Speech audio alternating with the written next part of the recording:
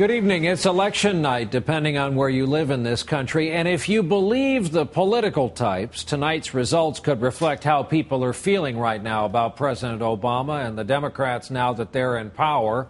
Or not. They could just be election results, after all. The big races tonight are in New Jersey and the Commonwealth of Virginia. And there are others.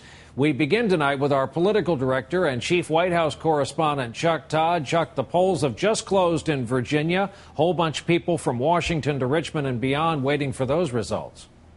That's right. In our exit poll, we can tell you this. Republican Bob McDonnell is leading, but we're not ready. It's too early to call this race, but he is leading Democrat Creed Deeds. Now, Virginia, as you said, one of a handful of states where there are some elections today, and these are the first ones on President Obama's watch. And while there's always a danger, as you pointed out, of reading too much into these local races, the greater danger for both political parties will be reading too little.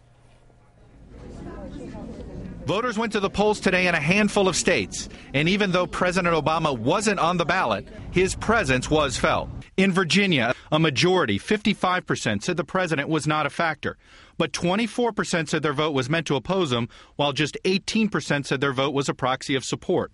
In New Jersey, the president was less of a factor, but 20% wanted to send the president a message of opposition. Democrats face tough odds in Virginia, where Creed Deeds clings to a hope Obama will energize voters. That's what we need to do in this race. That's what Creed Deeds is committed to. Republican Bob McDonnell has focused not on the president, but on taxes and jobs and a campaign targeted squarely at moderates. Private sector solutions and free enterprise and limited government. Meanwhile, in New Jersey, embattled incumbent Governor Jon Corzine is in a very tight race with Republican Chris Christie, who once held a double-digit lead. Driving up your taxes, not paying his own. Chris Christie. But thanks to a barrage of negative ads and the rise of independent candidate Chris Daggett, Corzine has closed the gap, giving the president what could be his party's lone bright spot. And in upstate New York, one unusual congressional race could tell us about the Republicans' future direction. Hello, how are you? Republicans had been split between the actual nominee, Dede Skozafava, and conservative independent Doug Hoffman. Over the weekend, Skozafava dropped out, but instead of endorsing her conservative rival, she endorsed Democrat Bill Owens.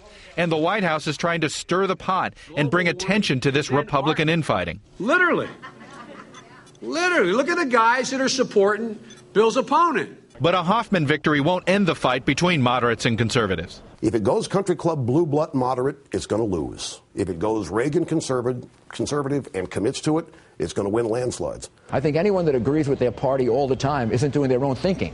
You've got to have a few ideas that are a little bit different. Otherwise, you're sort of a machine.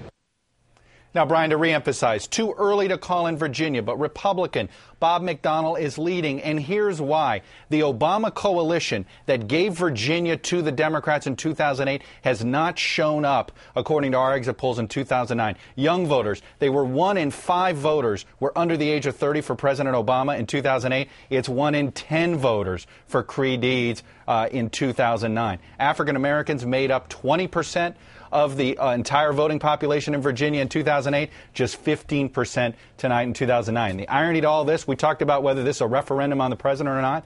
Maybe Democrats needed it to be a referendum on the president. All right, Chuck Todd in our Washington Bureau. We'll be watching this all night. Chuck, thanks.